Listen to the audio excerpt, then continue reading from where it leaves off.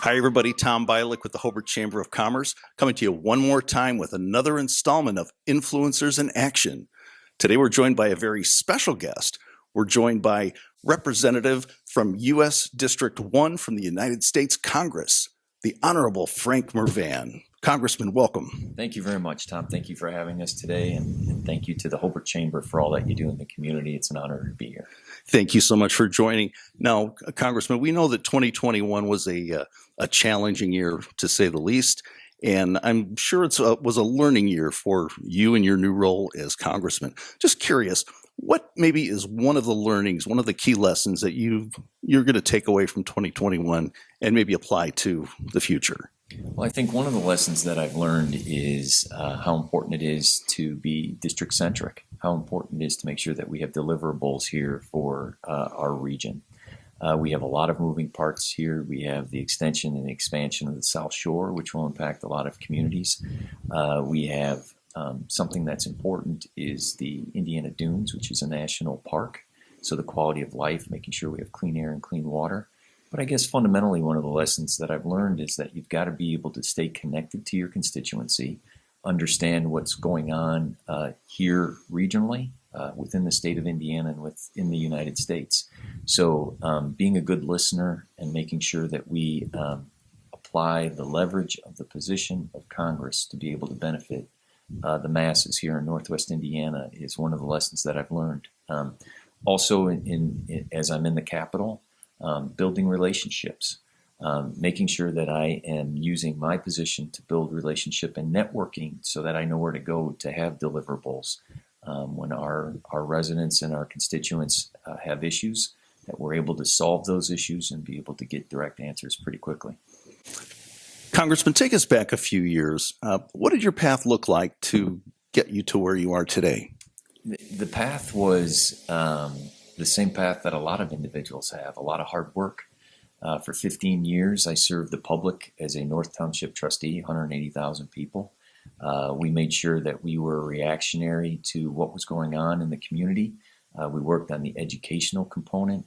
Our main mission in that position was to make sure that we were there for individuals who needed help, who needed to be able to be uplifted, to find a way to become self-sufficient when they faced great challenges. And I think that path, along with my father being a state senator and me sitting at the table with him when I was very young and going to meetings, going to union halls, working with labor, understanding the value of constituent service and being a servant leader, that was my path, and always handling it in a very humble manner, being able to learn and understand that a lot of what you're going through will make you stronger the next time you step up for a challenge or responsibility. And I think that path also created a lot of resilience. And that resilience is to overcome challenges and to make sure that you're always moving in a direction of progress and growth. Now, you mentioned leadership. How would you describe your current leadership style and maybe what type of leader you want to be? Well, I think my style has consistently been that of a doer and a listener. There's going to be a lot of people who are going to come around and say they could do a lot of things, and they talk a lot about a lot of different things, but consistently I have delivered. I think that it's important as a member of Congress to be able to deliver. A couple key points is the American Rescue Plan that delivered here in Hobart. I know it's being utilized for a lot of different things, that the mayor and the city council are utilizing it to make sure that they're investing in the infrastructure. I believe in investing in social services, but investing in public safety. And so delivering for my community is essential as far as a leader, and being able to listen to what the needs are. So listening and doing are, I think, my leadership style. And as I mentioned earlier, being resilient, being able to overcome obstacles, knowing that every day isn't going to be rainbows and unicorns, and that you've got to be resilient to be able to get through the day. Now, anyone in a leadership role has certainly been influenced by one or more people. Do you have a personal hero or a role model that you try to emulate? Absolutely. My father and mother, they are both committed to public service. My father who's a state senator, Senator Frank Mrvan. When they start session in January, he'll be the longest serving state senator. And he's done it because he has been able to produce results, and he cares about people. There's story after story after story that individual will walk up to me and say, hey, your dad was here for me when, 20 years ago or 2 weeks ago, that able to get us results. And I believe that my role as you as Congress member is the same thing, to be a servant leader, to be able to stay connected to my constituency, and to have an approach towards it that he just loves what he does. And that type of leadership or that type of mentoring is invaluable. And Congressman Visklowski also, bringing people together to solve problems in Washington, D.C. He was an icon, and people respected him a great deal in labor, in the steel industry, and his fiscal conservativeness and what he was able to do to produce for our district. So that's a mentor. And then my wife, she's resilient. She's a leader. She rolls with the changes, and she consistently wakes up every day and wants me to be better.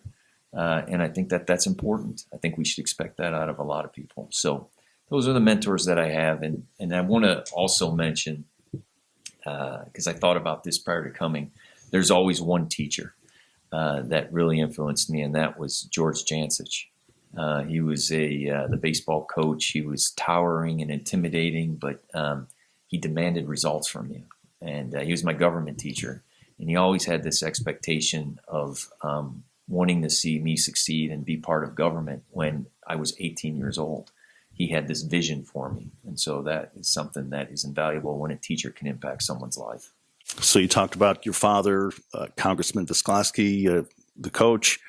They leave legacies. What do you want your legacy to be?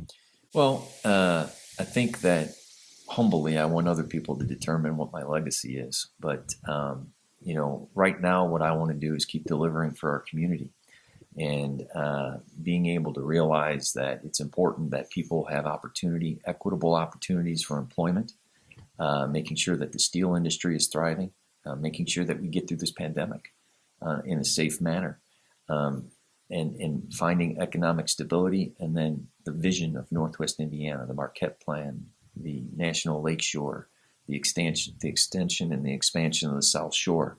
There are a lot of projects that I want to make sure that we see fulfilled. And there are a lot of projects coming down the road as a member of Congress that I want to make sure that we are participating in. And so I want it to be a fluid, ongoing determination of what that might be, and for me to continue to work hard to be able to achieve all those goals. Congressman, thank you so much for joining us today. It's been an honor and a pleasure. It's an honor. And I want to thank you for all you're doing for the city of Hobart and the Hobart Chamber. It's a big part of the community. They make a difference. You're engaged, and your enthusiasm and your charisma that you bring to the job will carry over into how the business community can work with its neighbors and government, and make Hobart a thriving, strong community as it is, but adding to it. So I look forward to working together with you, and I appreciate all that you do. Thank you very much. Thank you. He's the Honorable Frank Mrvan, United States Congressman. Frank, thank you so much for joining us. It's been a pleasure. Thank you, Tom. Once again, I'm Tom Bialik with the Hobart Chamber of Commerce. Thank you so much for joining us for another installment of Influencers in Action. We'll see you next time.